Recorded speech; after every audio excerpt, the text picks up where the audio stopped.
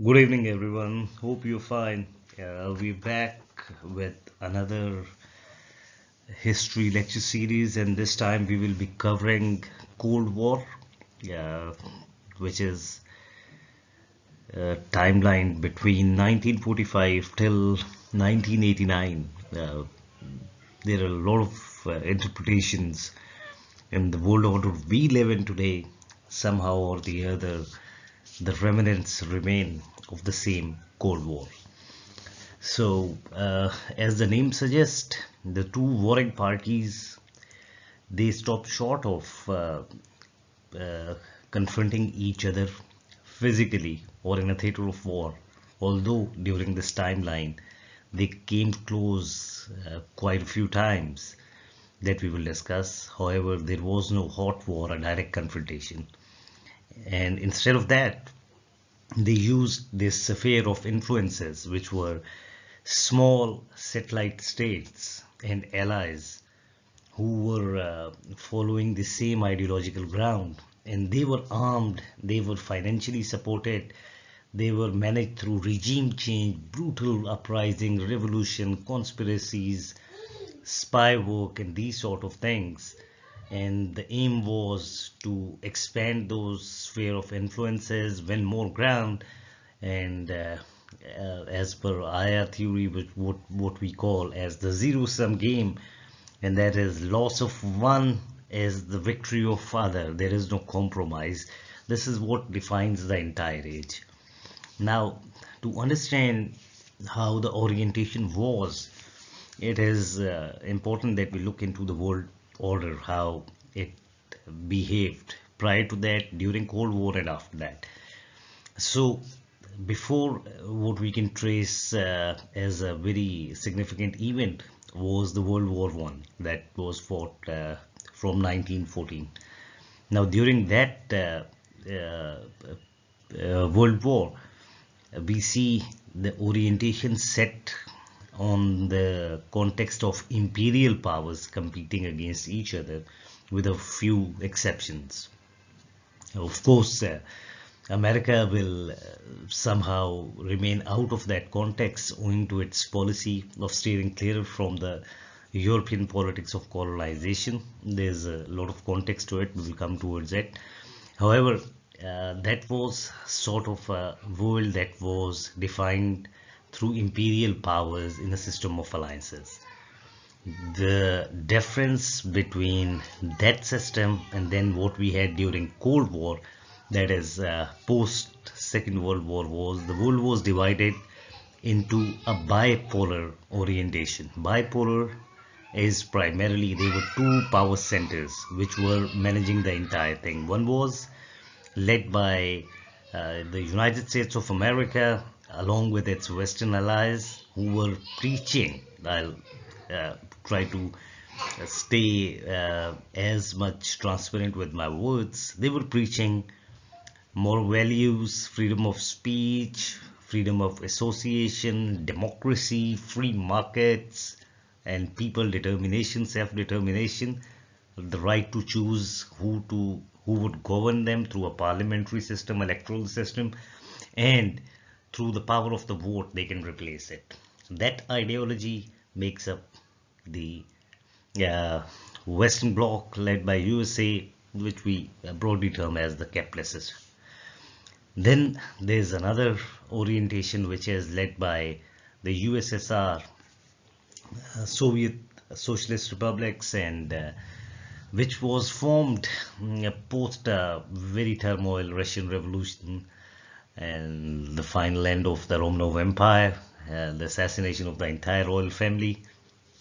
And we come across a character with the name Lenin. To trace Lenin footprints, we will go back to the man whose ideology inspired Lenin, that is Karl Marx and Engels. And this power bloc, led by USSR, that was the center of the communism, and that sphere of influence was marked by uniparty system, the Communist Party, state-controlled economy, the role of the state, which was pretty similar to that of a on that of dictatorship, very less maneuverability, dissent, or freedom of speech. There was no context of elections. The world was divided into these two spheres. Winston Churchill famously drew upon this context by referring it to as the Iron Curtain which divides Eastern Europe from the free world. And behind that Iron Curtain, why it is called an Iron Curtain, that you cannot sneak, you cannot, it's not transparent, and that's what for the West defined the Soviet bloc and the entire communist orientation. So, Cold War is something which is very intriguing. One thing I'll make pretty clear: there is no question of morality. It was an absolute clash of interest, ideologies, and competing systems based on crude interest, and a pure example of realpolitik where only the interest remains supreme. So, whether a party was supporting democracy, where it was required, it was losing ground through a democratic mean to, let's say, some socialist party, all the norms were changed through coups, through assassinations, and a lot of examples are there. So our point of context is it was a tug of war that was very brutal, marked by arms race, space race, nuclear weaponry. It was unimaginable the way they were armed to teeth and determined to wipe out each other. And this is what it is.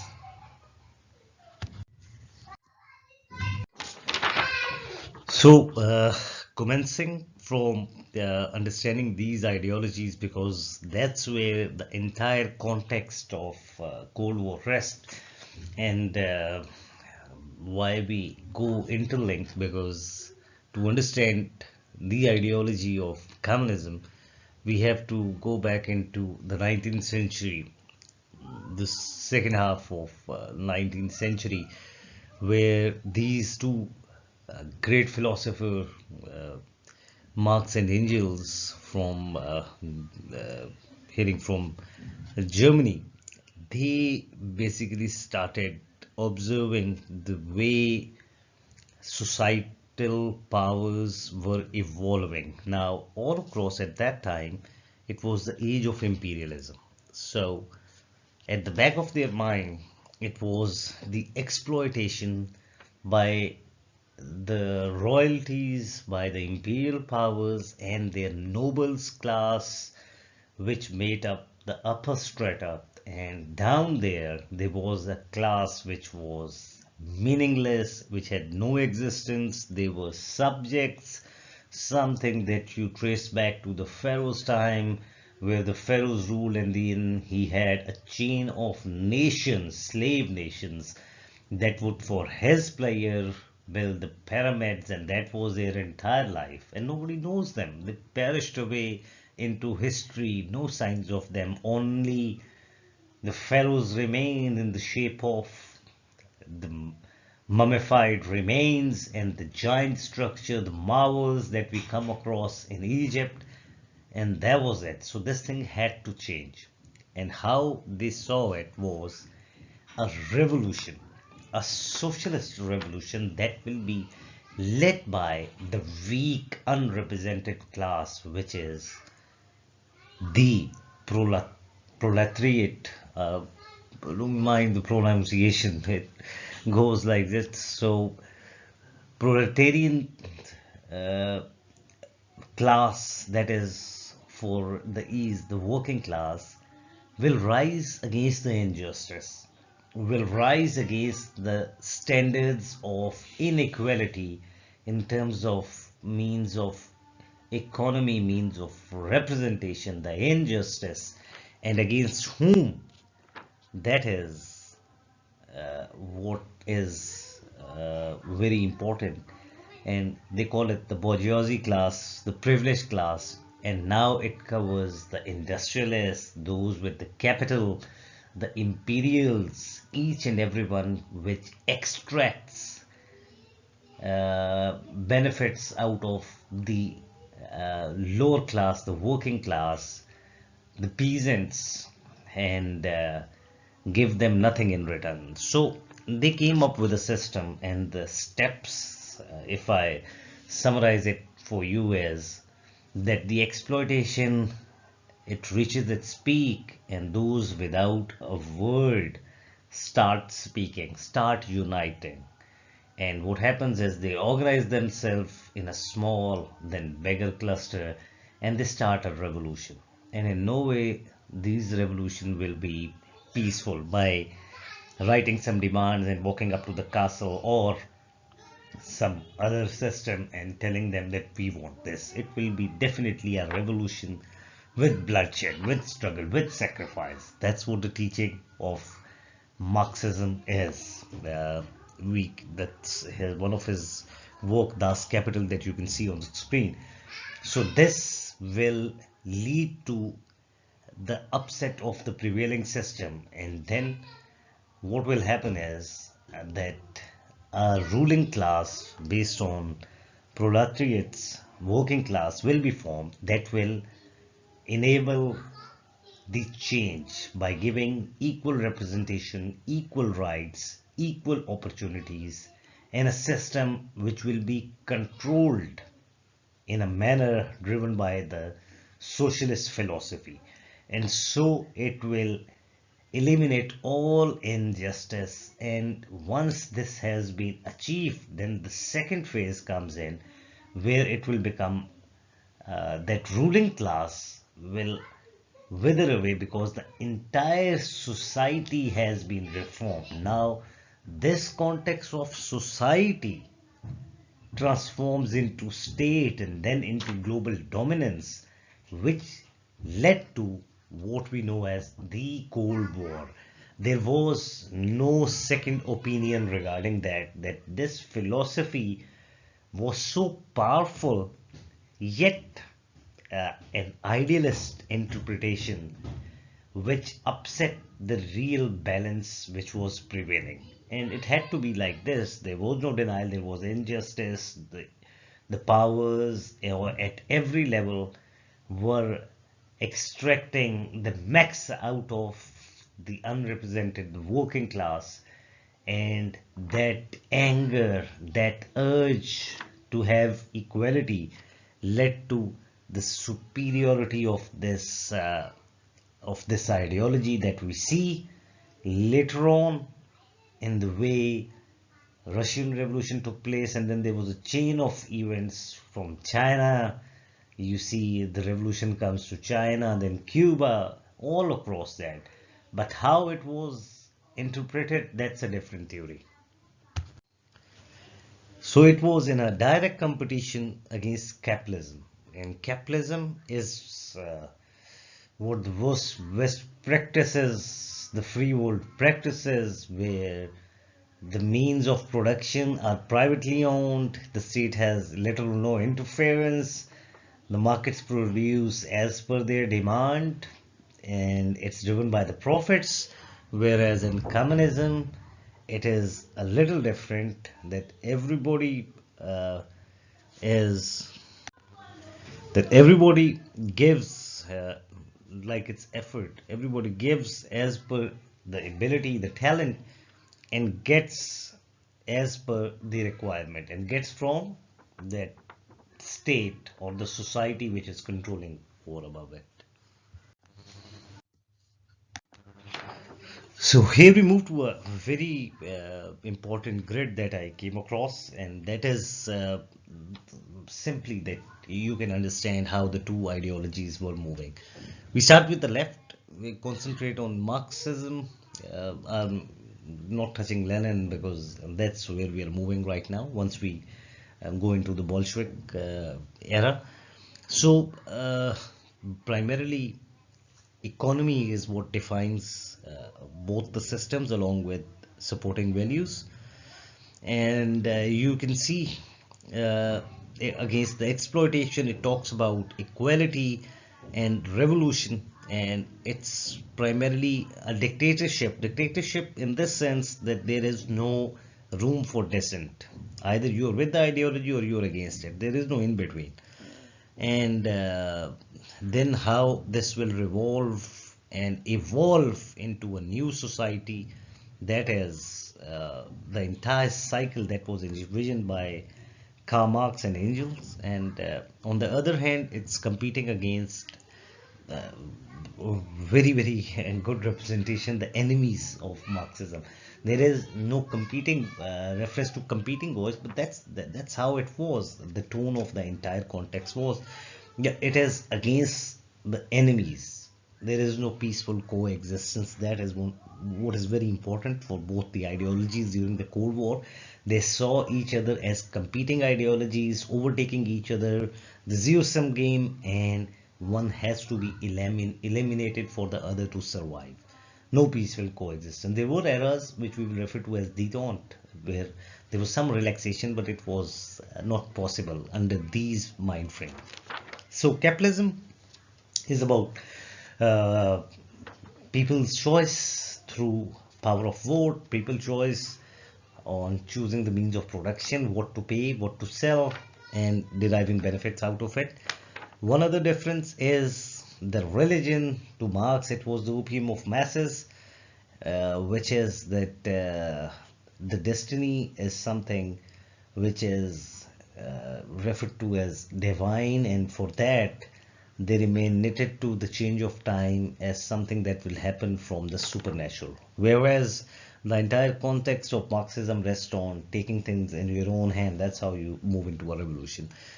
So the religion, once the Marxism was practiced in countries like Soviet Union, and it was non-existent. It was absolutely banned. And private ownership, democracy, and these are the values: freedom of speech, freedom of association, that define a capitalist system.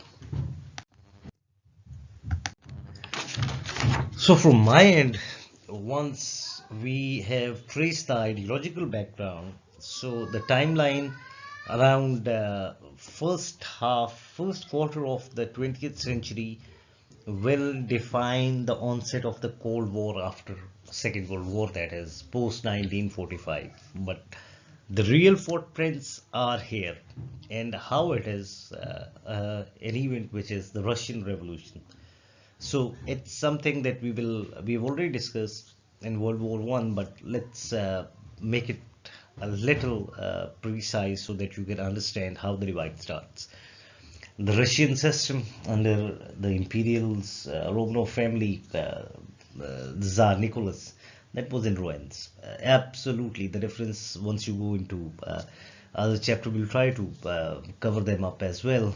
They were unlike the British royalty, which transformed with time, giving people the power and winning their hearts. The Russian royalty, on the other hand, remained very much medieval, disconnected with the people, and ruling through the context of divine, like some selected supernatural power given to them to rule their subjects with no rights to speak, with no rights to decide. That's why it was agrarian society, lacking far behind when the revolution took place, industrial revolution. While the world was transforming, they totally lagged behind, remaining into the orthodox roots. So it was a lot of discontent, and we come across this great, I'll say, great inspirer, motivational speaker, and someone who was a great executioner as well, Vladimir Lenin, very learned guy, and a public figure who mobilized. I'm a little, if I'm right, his brother was involved in one of the assassination attempts at Russian Tsar in 1882, and he was hanged. So he came from the bloodline of revolutionaries. And in 1903, sensing the decay of the imperial power, while at the same time the exploitation reaching its peak. What uh, happened? They organized a core group which became the Bolshevik Party, and their aim was to overthrow this system and to install the true ideology of Marx, the way the entire cycle was. They will rise, there will be a transition to a socialist setup, then equality will prevail, and this will be followed by supporting the ideological grounds on other areas, other revolutions, and then there will be an ultra body formed with no crimes, equality, everything, this sort of thing. So, how things got bad between them? One was the ideas of socialism, which drove the Bolsheviks. The imperial powers like the British, like the French, because they had overcome the imperial house of Romanov, the royal family, so they always saw them as an inspiration for their people, that they can take inspiration out of the Bolsheviks, and if this is not kept in check, the age of revolution will start and we will lose our ground, which they ultimately lost not long after that. But still, that was the problem. But not only that, socialism was threat to the democratic system, the free world as they would claim. So even if there is a transition from an imperial order, let's say in a state like Germany, to a republic, again, unless you are driven by the socialist Marxist ideas, you're not one of them. You are, like we discussed in the previous slide, you are the enemy. Either you're with us, you're not with us. So straight away, the rise of Bolshevik made the other competing systems insecure.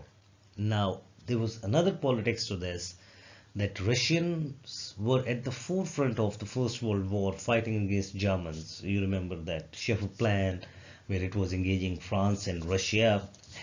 And although they were not doing well, that doesn't mean they were defeated. They're a very battle-hard nation, the Russians, under the Tsar. He, in middle of the war, he took the command in his own hand, went to the front, and that ultimately led to the entire uprising in Petrograd, other regions, and then how things turned to his abdication. And unfortunately, most unfortunate event was the elimination, the assassination, the barbarianism by the Bolshevik by killing the entire royal family, including children, his children.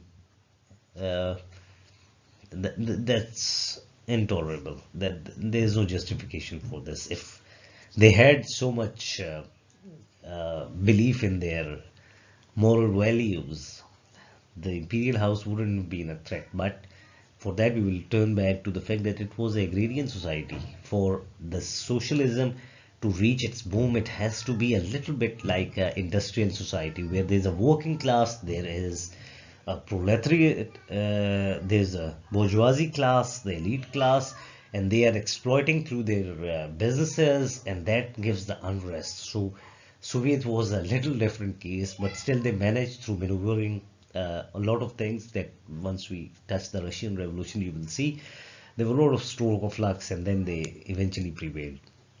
Anyhow, so this revolution, once it came, it saw the war with Germany and other powers as something as of greed, because that was fought on nationalism, international order, while they were preachers of socialism. There was no color of socialism, so they pulled out of it.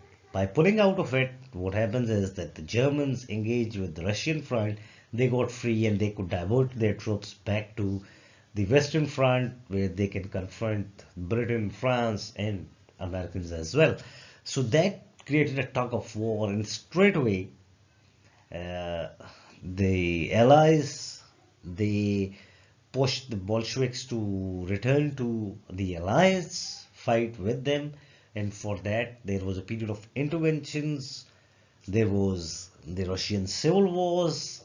The opponents of the Bolsheviks were tagged as the Whites, and they were outwardly supported by Japan, they were supported by French, they were supported by UK, the British Empire, and by the Americans up till 1922.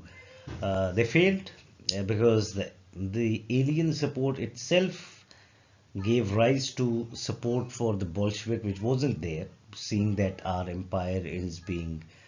nation is being interfered by foreign powers, and for that, it ultimately ended in making them more stronger. And for that, things got totally out of context.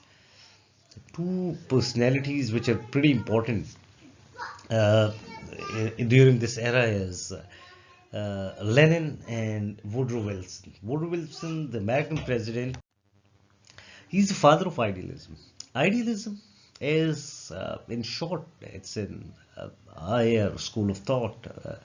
It preaches for how you want the things to be.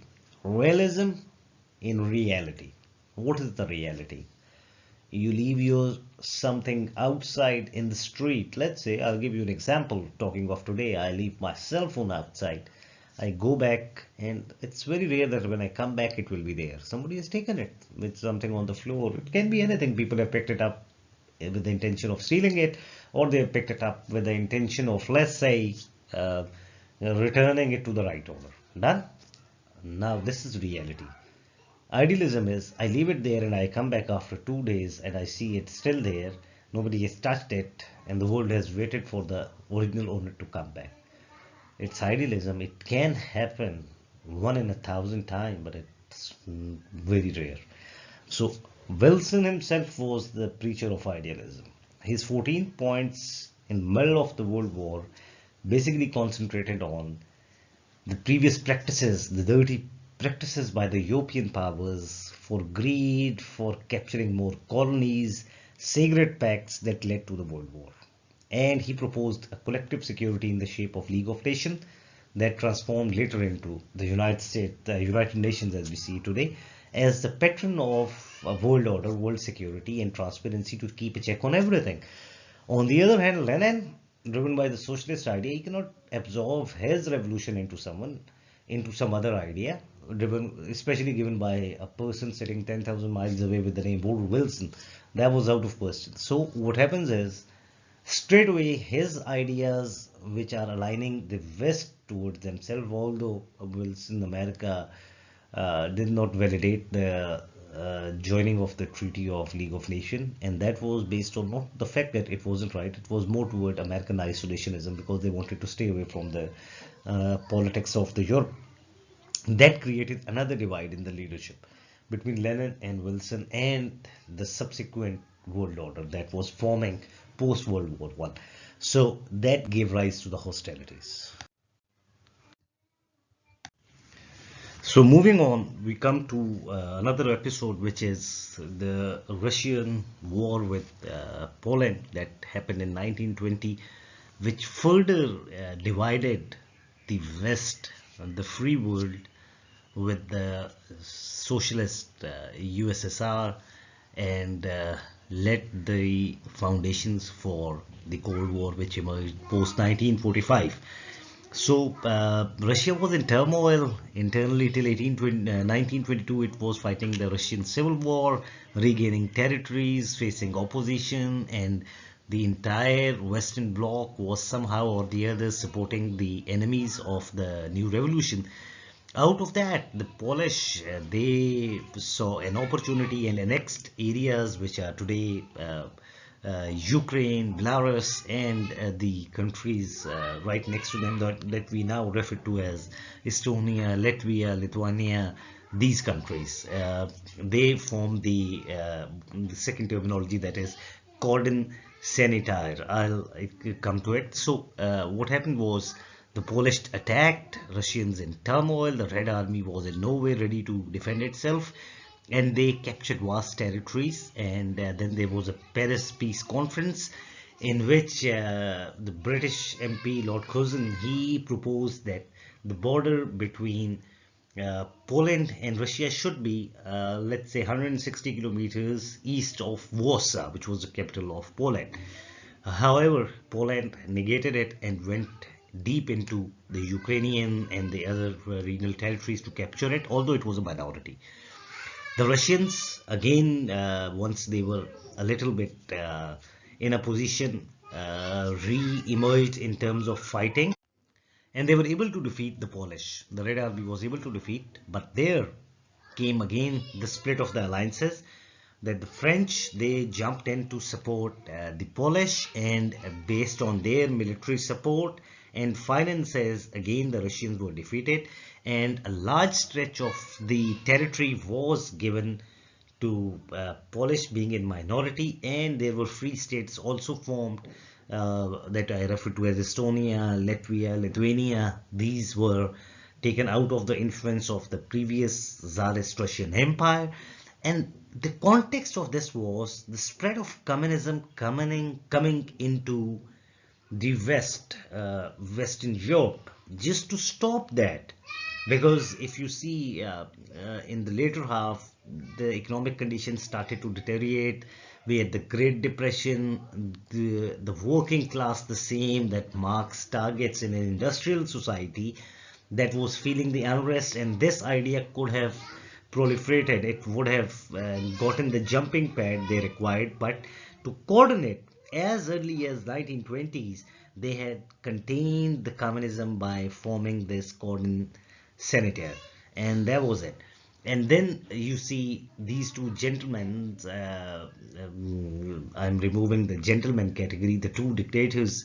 One is Stalin in the center, that will define USSR right to the middle of 1950s, and Adolf Hitler, who will be the central figure between 1930s and 1940s.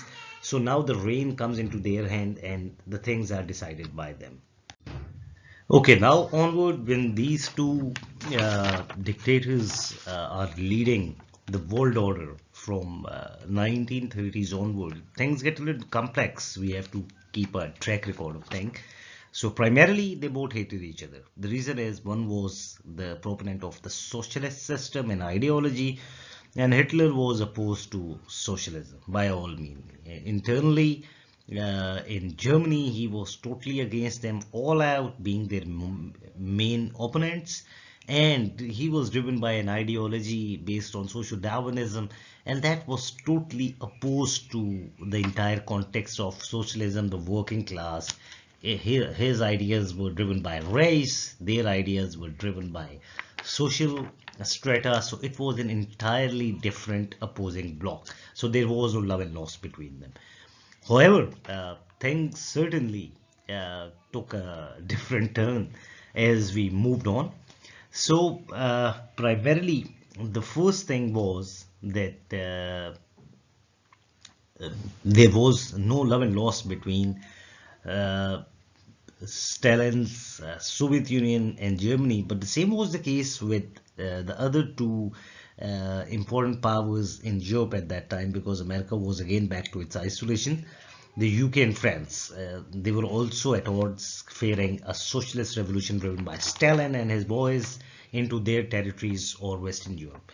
And for that, they had basically formed that cordon sanitaire to keep this thing out. And now they have a bigger threat in the form of Nazi party emerging from Germany. So they were walking on a very tight rope.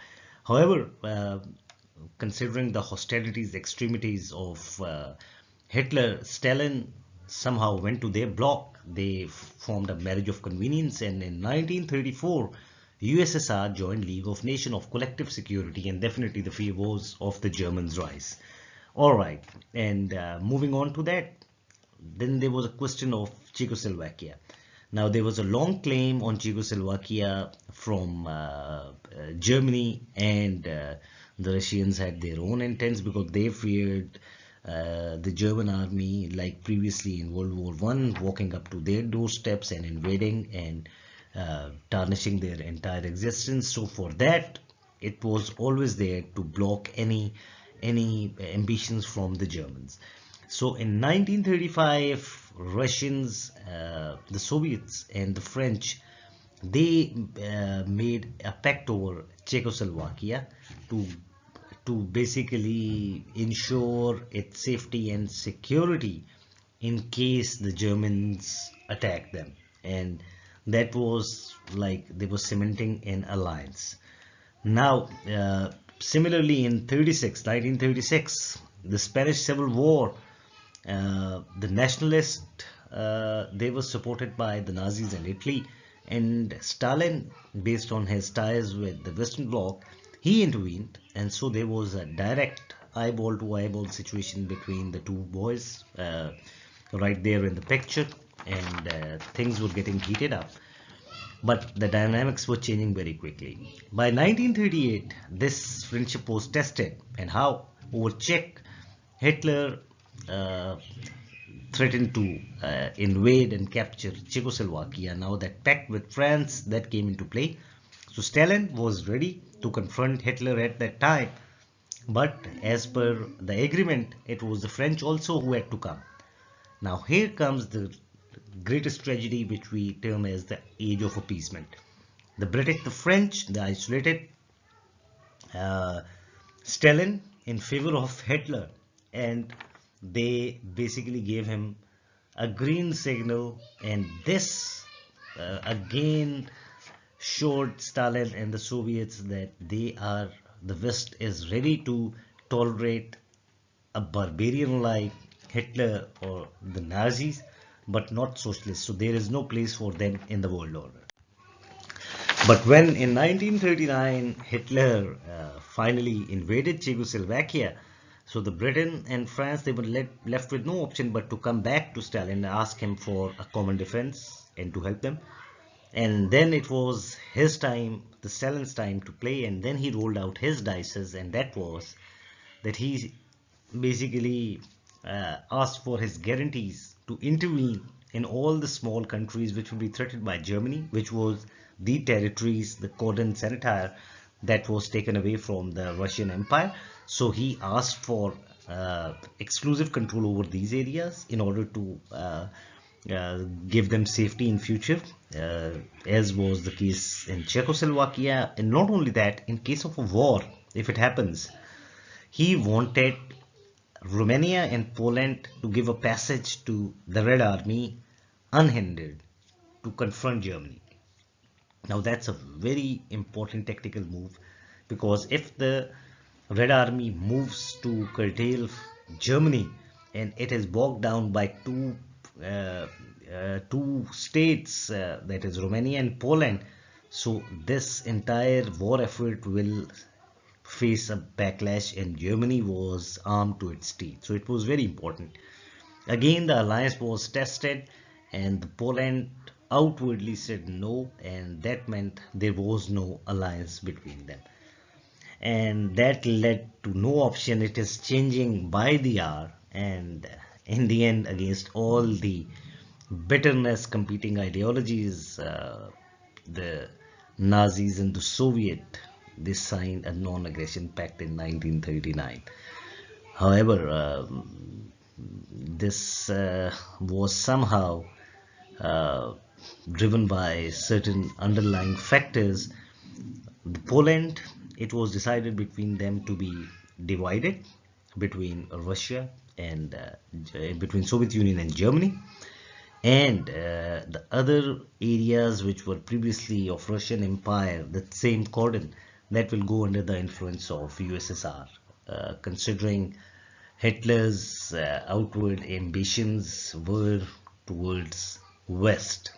He wanted to have the foothold on the West. That's what his concentration was, and ease the pressure from the East. Give him Stalin the unhindered marching time to conquer his places, so they both formed the alliance. And then, being the Python he would have envisioned that once it is achieved and he is free from the West and has a deterrent sort of a situation in the East, he will go along and swallow it. That actually what happened later, but that's what we are not touching today in this lecture. We remain till here, and meanwhile things kept evolving, and this is the roadmap reaching up to 1941. We will, from 1941 till 1945, there will be another chapter into the Cold War history, and then the final onset of it. So hopefully you have enjoyed the lecture today, and we will be back where the period describing the events from 1941 till 45 and onward into 1949. Stay tuned. Thank you very much.